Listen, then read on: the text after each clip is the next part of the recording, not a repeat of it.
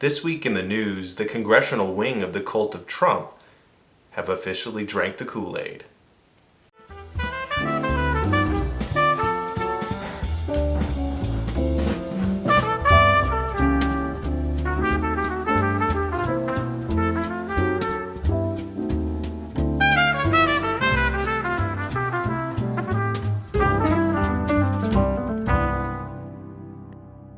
Impeachment is a political process, and if you listen to my previous video, you'd know that I had no expectation whatsoever that anything other than what has occurred would occur, except for a few important things that have occurred within the time since the transmission of the impeachment charges.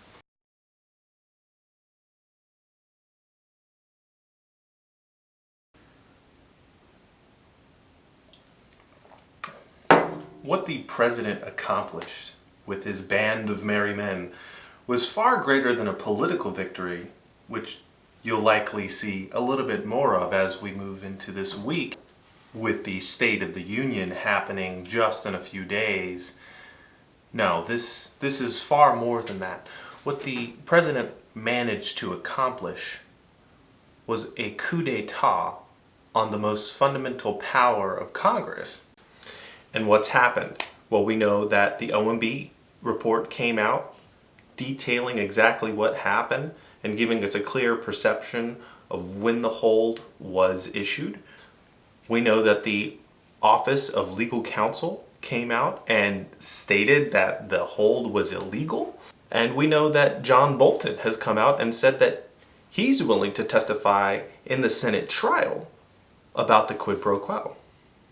In addition to this, Lev Parnas, who was a key figure as he was the go-between between Donald Trump and some of these other parties, including the Ukrainians, as well as Rudy Giuliani, stated that he's willing to testify about what had occurred in Ukraine. And he's already come out and said, as well as all of these other actors have come out and said, that there was a quid pro quo and that the ask was illegal and corrupt in nature. And by definition, it was an abuse of power.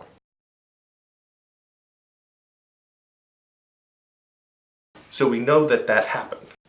And in an early copy of the testimony from the book that he's about to release a book, he highlights exactly the nature of the ask, which perfectly aligns with everything that we've heard up until this point in time with the House impeachment inquiry. And with that information in mind, of course, the Senate's going to decide to hear that testimony, have that information admitted into the record so that they could debate on it, right? Think again. No. The Senate is blocking the testimony of John Bolton, Lev Parnas, and others. The Senate is blocking records coming from the Office of Management and Budget. The Senate is stonewalling everything in the same way that the White House has stonewalled everything in the interest of protecting process? Whatever. The justification at this point for the senators' refusal to even allow subpoenas from the Office of Management and Budget, to allow testimony from John Bolton, to allow testimony from people like Lev Parnas, all of that has been blocked because of a commitment to the idea that it's a political process and that they're serving the interests of the president by blocking it. They've already made up their minds. And in the case of Marco Rubio, Lisa Murkowski, and others, they know what he did was wrong, but they don't really care.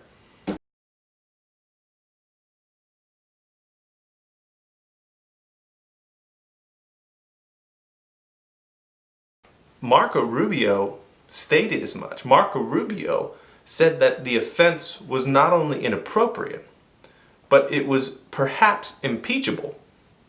But the consequences of following through with an impeachment and a removal from office would do so much damage to an already partisan society that it's just best that we don't do anything. So in effect, they've created a standard by which the president can do whatever he wants. Because after all, what was on trial was not Trump as much as it was Trump's conduct.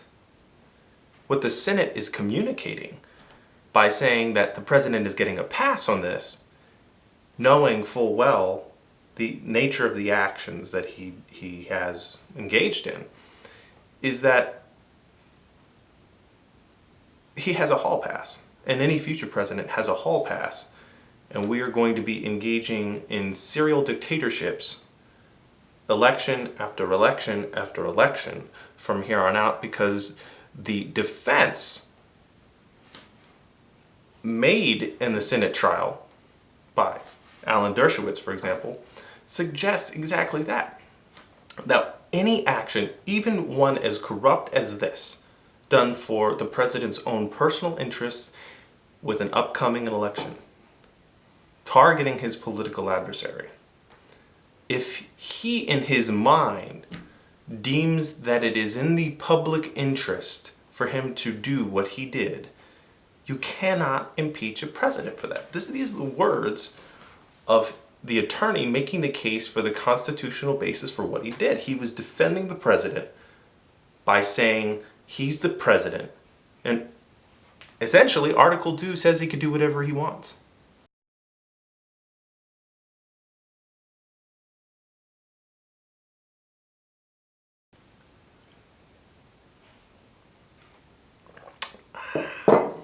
Republicans have become the party of, we're going to do whatever the hell we want to do. And that's essentially what you have to contend with now. You have to deal with the reality that the abuse of power is not isolated in a vacuum of the president's actions and conduct within the Ukrainian mess. This is something that he can do right now in the 2020 election. This is something that any future president can do, including a Democratic president could do, to a Republican adversary. So here's the legitimate question. We know that the president held up military aid, needed military aid to the Ukraine on the promise of a public statement about an investigation into his political rival. We know that Donald Trump did this. We also know that the Senate is choosing not to do anything about it. They're saying essentially that it's above board, or that to do anything about it, the only thing that Congress is empowered to do to mitigate against the president's abuse of power, it would be far too much of a step, too far. So given that we know that, what would prevent Donald Trump from doing it again? What would prevent Donald Trump from actively seeking out the assistance of foreign governments to intervene in this election? In fact, knowing Donald Trump, why wouldn't he? Wouldn't you think it's in Donald Trump's best interest to do this now? I mean, clearly, there's nothing that could be damaging that would come from it. If anybody ever found out that he did it in the most detailed manner possible, he still would get away with it. So why not do it? And that's the problem. When you have a president that has demonstrated a willingness to do these kinds of things, that wipes his ass with our Constitution, that does these things out in broad daylight, he got caught doing these things and lying about doing these things and then obstructing Congress after the fact when they were trying to obtain information which would implicate him in doing these things.